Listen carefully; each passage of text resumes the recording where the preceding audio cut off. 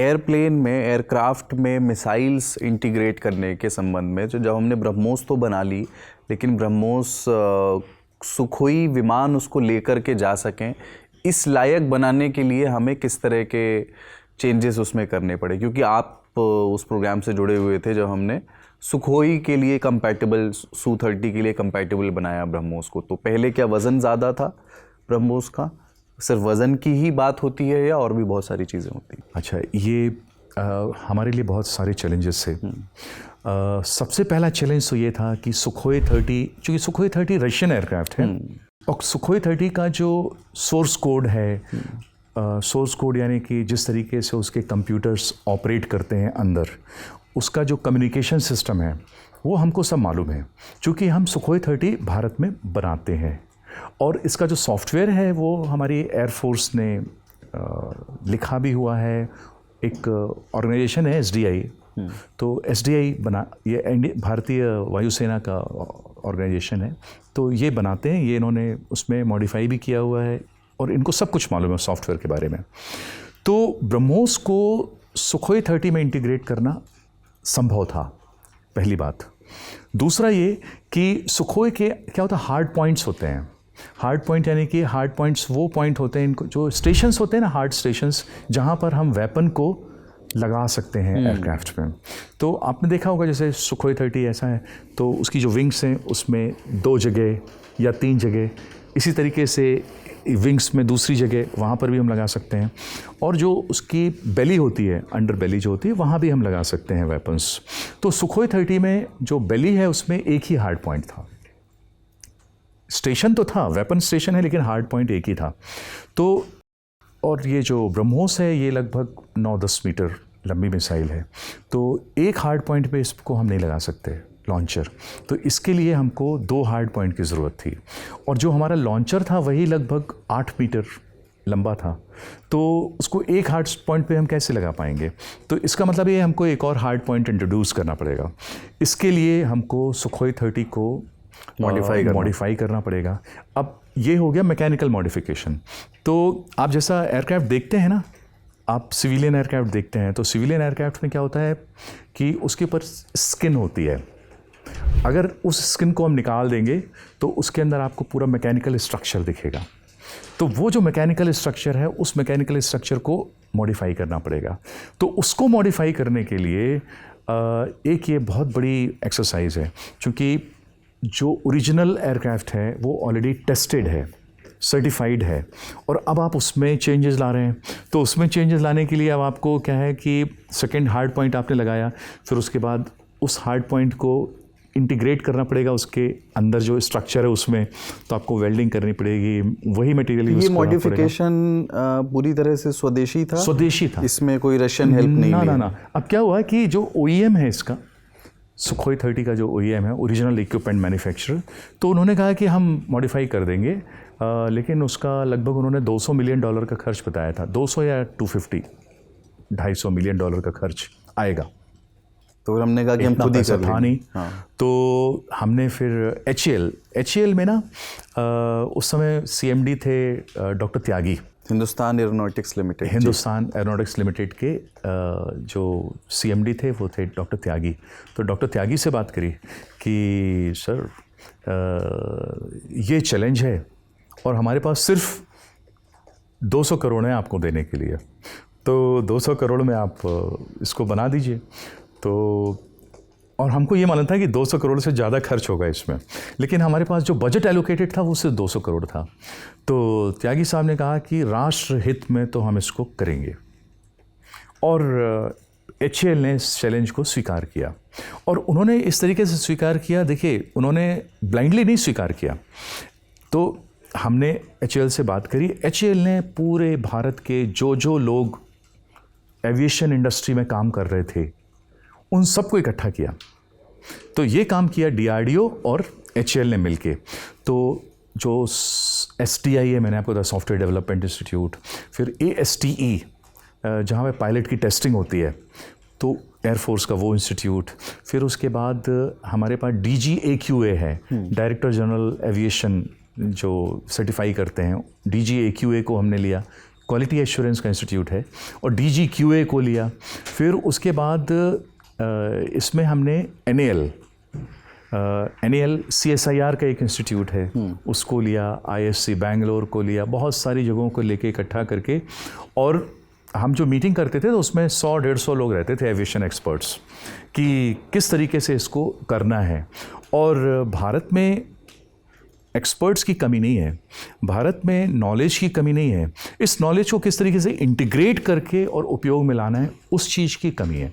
तो वो हमको एक अपॉर्चुनिटी मिली, और फिर हमने सुखोई 30 के अंदर वो चेंज किया।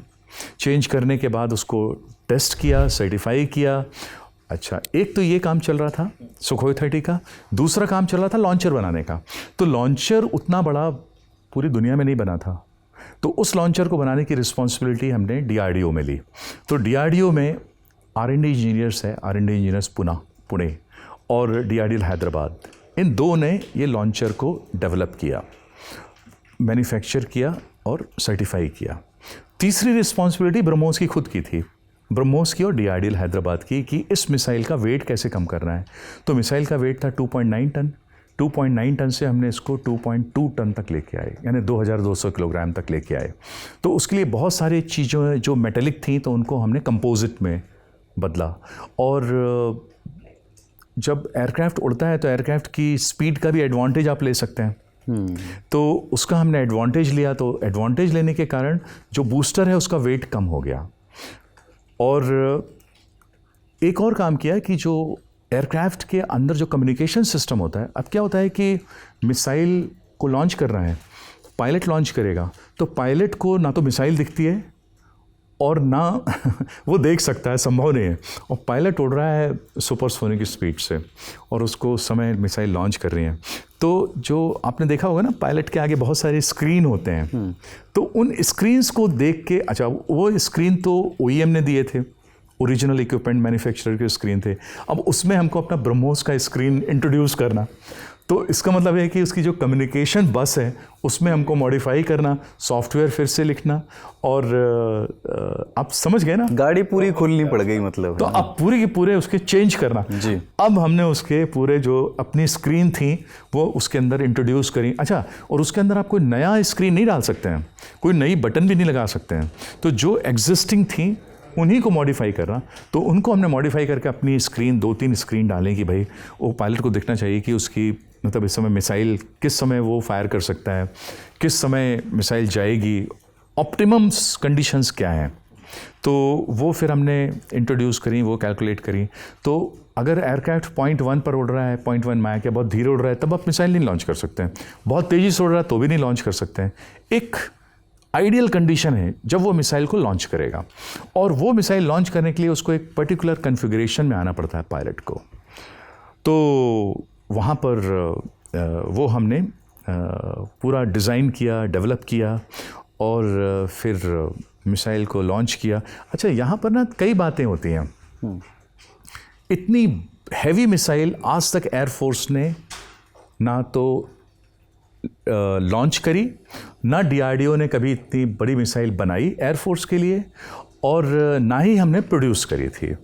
तो अब हमारे लिए चैलेंज ये था कि अगर ये मिसाइल ड्रॉप होती है तो कहीं ऐसा तो नहीं कि ये मिसाइल पलट के आके एयरक्राफ्ट में लग जाएगी।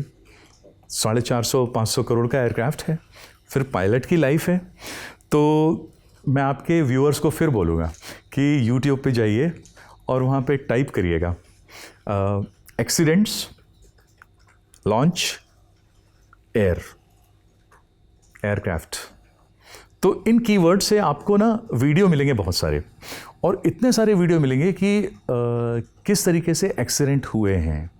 तो हमने अपने सारे, ये मेरा काम था, मैंने सारे जो हमारे साइंटिस्ट थे, जो इंजीनियर्स थे, उन सबको मैं कहता था ये वीडियो देखो, और वीडियो इसलिए देखो कि ये हमारे साथ नहीं होना चाहिए, हमारा वीडियो इसमें नहीं लगना है कभी भी, इस बात को याद रखना। तो अब मैं आपको भी कहूँगा, आप भी वीडियो देखिएगा तो आपको समझ में आएगा कि कॉम्प्लिकेशन क्या थे। तब मिसाइल ड्रॉप होती है और पलट के आके एयरक्राफ्ट में लगती है। मिसाइल लॉन्च ड्रॉप हुई, ड्रॉप होने के बाद उसमें फायर हुआ, फायर होने के बाद वो 100 मीटर गई और फिर पलट के आके एयरक्राफ्ट को लग गई।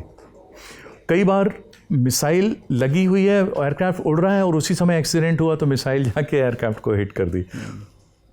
सैकड़ों एक्सीडेंट्स हैं ऐसे। तो इसको ऐसा ना हो इसके लिए क्या करना है? तो इसके लिए हमने क्या किया कि सबसे पहले हमने विंड टनल टेस्ट किया।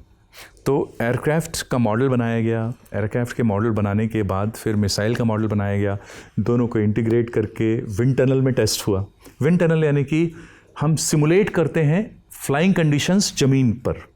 तो NAL है, NAL national aeronautics laboratory Bangalore, उनके पास ये सुविधा है। तो उसके अंदर हमने उसको टेस्ट किया। अच्छा, ये तो स्केल डाउन मॉडल था, इसको टेस्ट किया। फिर दूसरी बात हमने कहा कि ये तो छोटा सा प्रैक्टिकल हो गया, एक टेस्ट करते हैं थ्योरी वाला टेस्ट। तो थ्योरी में क्या होता है, कंप्यूटेशनल फ्लूइड डायनेमिक्स होती है, इसको हम CFD बोलते हैं। तो IIT मुंबई के अंदर एक स्टार्टअप था, तो वहीं के एक प्रोफेसर ने शुरू किया था स्टार्टअप एक प्राइवेट कंपनी के साथ। तो उनके साथ हमने ये कहा कि आप CFD करो, तो उन्होंने CFD करी। CFD करने के बाद पता चला कि मिसाइल अगर इस स्पीड पे उड़े, एयरक्राफ्ट इस स्पीड पे उड़ेगा, मिसाइल ड्रॉप होगी और फिर उड़ेगी तो ये हिट नहीं करेगी एयरक्राफ्ट को। चलो ठीक है, ये तो दूसरा हो गया। तो थ्योरी भी प्रूव हो गई और प्रैक्टिकल भी प्रूव हो गया। फिर एक और हमने कहा कि एक डमी ड्रॉप करेंगे। डमी ड्रॉप यानी कि वो मिसाइल डमी रहेगी, सेम वेट रहेगा, सब कुछ सेम रहेगा।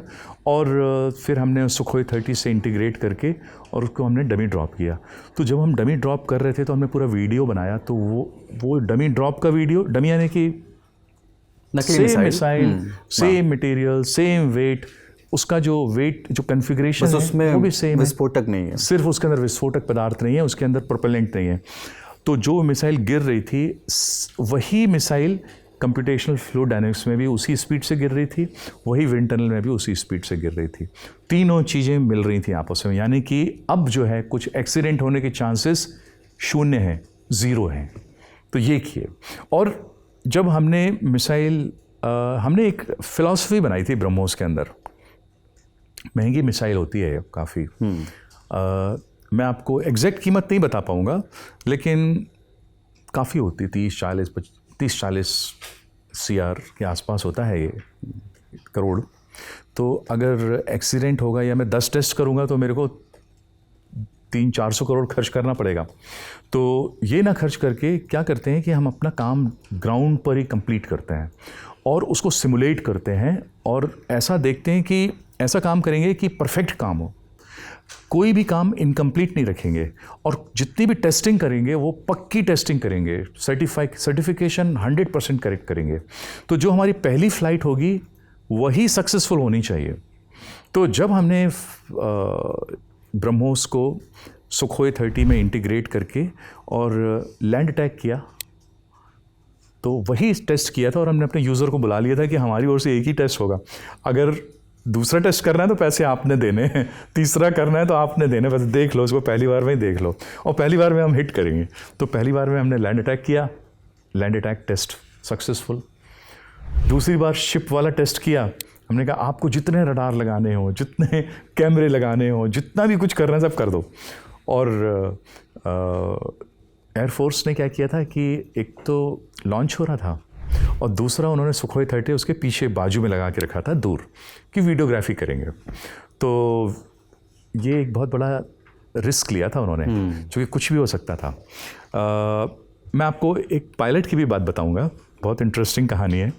तो ये हुआ, ये होने के बाद पहली बार में ही हमने शिप में भी सफलता ली और लैंड में भी सफलता ली। तो मैं आपके जो व्यूअर्स हैं उनको यही कहना चाहूँगा कि बार बार रिपीट मत करिए किसी भी चीज़ को, पूरी तैयारी से जाइए और हर बार हिट करने का सोचिए। ये मत सोचिए कि अब हम ट्रायल ले रहे हैं, ये बीटा वर्जन है, टेस्टिंग करेंगे। टेस्टिंग नहीं करनी है, अच्छी से तैयारी करके जाइए, हिट करिए टारगेट। तो ये सीख सकते हैं हम।